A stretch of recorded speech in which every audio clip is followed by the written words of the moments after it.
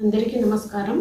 శ్రీమత ఏకైక గురువు ఆధ్యాత్మిక సామ్రాజ్య చక్రవర్తి శ్వేతాధిక గ్రంథకర్త హిందూ జ్ఞాన ధర్మ ప్రదాత సంచలనాత్మక రచయిత త్రైత సిద్ధాంత అధికర్త శ్రీ శ్రీ శ్రీ ఆచార్య ప్రబోధానంద యోగీశ్వర్ల వారిచే రచింపబడినటువంటి నిగూఢ తత్వార్థ బోధిని అనేటటువంటి గ్రంథంలోని వేమన యోగి రాసినటువంటి పద్యము వేమన జన్మదినం సందర్భంగా నాకు ఇవ్వబడినటువంటి పద్యము.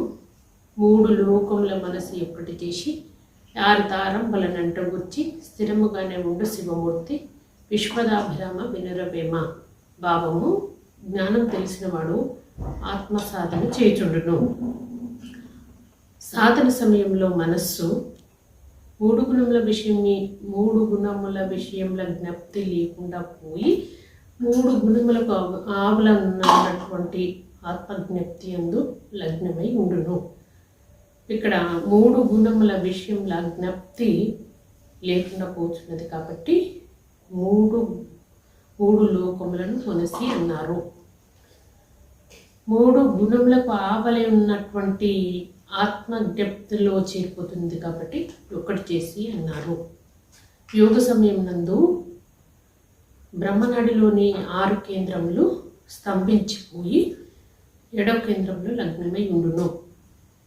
7వ కేంద్రంలో శిరోభాగంలోని